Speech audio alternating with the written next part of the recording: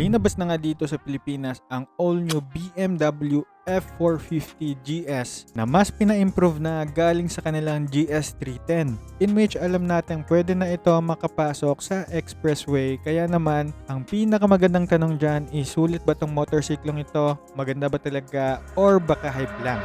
Kaya naman sa video ito, pag-uusapan natin about isang kaniyang specs and key features, 3 things that I like and 1 good thing to improve if ever meron man, at saka yung final thoughts natin about this motorcycle. Pero bago ang lahat, I just want you to know mga bossing that the BMW F450 GS ay merong dalawang kulay na linabas dito sa Pilipinas, at saka meron tayo dito yung naming nila is exclusive black, which is priced around 498,000 pesos. Tapos yung sports naman or yung color red is 548,000 pesos. So dalawang variant siya pero tig-iisang kulay lang. Makikita natin dito that this motorcycle ay merong 420.2cc na displacement with 135-degree parallel twin cylinder with the power of 48 horsepower at 8,500 RPM. Camshaft niya naman is dual overhead cam na naka 8 valves. Torque naman natin dito is 43.4 Newton meters at 6,750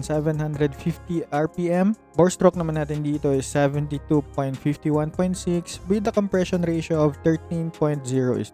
Meron nga pala tayo ditong 14 liters of fuel tank capacity with a wet weight of 178 kilograms. Yung fuel consumption estimation nga pala natin dito is 26 kilometers per liter. Naka-fuel injected na tayo dito, tapos meron tayo ditong 6-speed quick shifter which is up and down yung kanyang quick shift na pwede mangyari dito with the slipper clutch. Naka-liquid cooled pa tayo, naka-monoshock tayo sa kanyang rear suspension na meron din itong dual channel ABS na switchable yung kanyang feature na ito. And lastly, meron na rin itong Euro 5 Plus. So, napakaganda kasi napaka specs loaded din naman ito for the price that you're gonna pay. Now, if ang dimensions naman yung pag-uusapan natin dito, meron tayo ditong 845mm na seat height, 20mm of ground clearance, and 1,465mm na wheelbase. 110 by 90 by 19 nga pala yung front tires natin dito, and 130 by 80 by 70 naman yung rear tires. So, if medyo you're on the Pinoy average height, medyo kailangan natin to ipa-adjust if ever gusto mo man tong sakyan tong motorsiklong ito. Ngayon naman, let's talk about the key features. Makikita natin dito that this motorcycle talaga is merong napaka-familiar na LED headlight dito, which is may resemblance talaga siya ng kaniyang mga kuya na GS, which is yung 1250 at saka yung 1300. Makikita natin yan dyan. Ayan. Meron na rin din tayo ditong enduro footrest. So, enduro ready talaga yung more on the targeting dito ni BMW. Meron tayo ditong new 2-cylinder engine with an easy ride clutch na naka-adjustable hand lever na rin din tayo dito with the TFT display and navigation. So, okay tayo dito with our system if ever gagamitin mo din naman yung cellphone mo. And din tayo ditong 43mm. And meron na rin din tayo ditong 43mm na KYB upside down fork na front suspension with an iconic GS flyline. And lastly, yung kanyang adjustable suspension strut, makikita natin dito that ready talaga ito sa mga enduro journey mo. Meron na rin nga pala tayo ditong charging port na Type-C mga bossing nga dito sa may baba ng kanyang TFT display na instrument panel. And meron na rin din tayong ino-offer dito na heated grips, which is very effective if you're on the cold side ng Pilipinas. But most likely, medyo hindi mo yan magagamit if hindi ka malapit sa may Baguio. But to have that kind of feature for the price that you're paying, okay tayo dyan. Pag-usapan na natin ang 3 things that I like and 1 good thing to improve if ever meron man. Unang-una natin dyan is ang kaniyang pinakabagong design, pero yung familiarity and yung resemblance is andyan pa rin. I think nga mga bossing, itong headlight na ito is medyo may pagkamukha ng V-Strom, pero dahil meron tayong parang X na LED light dito sa may gilid niya, mas nanaeg yung pagka BMW GS 1250 niya. So okay tayo dyan. Yung colorway, sayang nga lang if ever meron itong ganitong kulay na ilinabas sa Pilipinas. I think marami talagang mas maku-curious and mas magkakainteresado sa motorsiklong ito kasi para siyang baby GS na talaga. Kasi I think yung GS 310 yata yung parang baby GS dati, pero hirap makatarget yon ng mga audience talaga kasi you're like 100cc away para makapasok sana sa expressway. Kaya naman, good thing, andito na si BMW F450 GS. Next naman natin dyan is ang kaniyang 43mm na KYB USD fork, yung kaniyang front suspension, kasi kikita talaga natin dito that the BMW really is letting you feel gaano ka premium kapag sa kanila ka kukuha ng motorcycle. Kaya naman kahit medyo makikita mo yung pricing niya, hindi ka rin din naman makakasabi na oy medyo tinipid tayo dito na part or mga ganito ganyan. Kasi all out din naman si BMW sa kaniyang mga linagay dito na mga specs and features.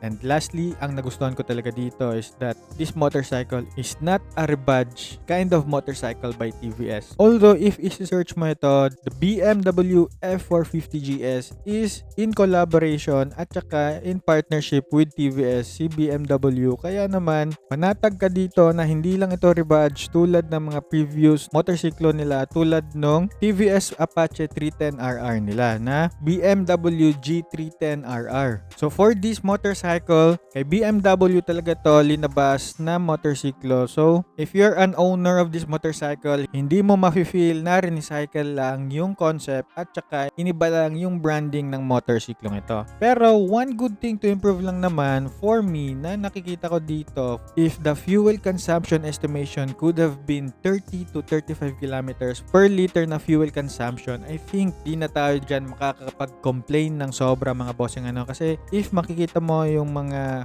fuel consumption estimation ng CF Moto 450 MT, ayun, around 22 to 23 yata yung kilometers per liter ng fuel consumption estimation niya. So, around 15 to 20 yata yung kanyang actual. And this one naman is around 20 up. Then we can really say that I think medyo mas pogi and mas may karagdagang pang katipiran sa pagpili ng motorsiklong ito over the MT450. So, I think this one good thing to improve lang naman is not that relevant when we're gonna talk about this motorcycle because the brand itself, alam mo talagang malakas ito sa mga head turners, malakas ito sa respect, tapos malakas din ito makapagbigay ng mga napakagandang experience if you're going to own this kind of motorcycle. Kaya naman sa final thoughts natin about this motorcycle, this BMW F450 GS is a one of a kind galing kay BMW Motorrad. Alam naman natin no na medyo mataas na kaunti yung pricing ng mga gasolina natin, but because of this motorcycle galing kay BMW, doon talaga natin masasabi din na every drop should count para naman enjoy ka talaga sa bagong motorsiklo mo if ito yung kukunin mong motorsiklo. Napakadami din kasi nang naibibigay ng motorsiklong ito tulad ng napakagandang suspension, goods for enduro, naka TFT display, meron na ring navigation, maganda yung kaniyang suspension sa likod, meron pang heated grips, and lastly, meron talaga siyang resemblance sa GS 1250 at saka GS 1300. So if you're like me na medyo andun na sa part ng buhay na parang if nangangarap ka bumili ng big bike, ayan, isa talaga to sa tingin kong maganda talaga i-consider and pag-isipan, especially the price is around 498,000 sa kaniyang starting price. I think it really is not bad for the price that you're gonna pay kasi if you're gonna buy this, ayan, plus respect agad, plus attention agad para sa inyo yung makukuha nyo dito. Tapos, ayan, if you're gonna network with some people, ayan, medyo maano ka talaga dyan, mag-i-stand out ka talaga if isa to sa makukuha mong motorsiklo. But for me, if ako yung tatanungin, ito yata yung top 2 sa mga listahan ko if bibili man ako ng big bike na motorsiklo. Yung top 1 ko kasi is yung Zontes 400G, especially at the present time pa as of the moment kasi isa to sa mga napakagandang adventure touring bike kung iisipin na big bike na pwede ipang ride sa mga expressway kasi meron na siyang malaking underseat compartment, pwede pa paglagyan ng mga top box tsaka mga saddlebags at marami pang iba, pero iba pa rin talaga ang pagbili mo ng brand ng motorsiklong itong si BMW F450 GS. Kasi dagdag respeto agad pag ito yung kinuha mong big bike kahit pa hindi ka na kumuha agad ng GS 1250 or yung mas malaki pa niyang mga kapatid. Pero kayo ba mga bossing, ano yung thoughts niyo about this motorcycle? Maganda ba to for your first big bike ownership experience or baka hype lang tong motorsiklong ito? Let me know your thoughts dyan sa comment section. And if nagustuhan niyo yung mga ganitong klaseng videos, you can follow me for more. Like this video na rin and make a comment down below if meron kang mga questions or suggestions na pwede natin pag-usapan dyan together with the community. You can also support me by purchasing helpful products dyan sa mga affiliate videos ko, and always remember lang to ride safe and see you in my next video.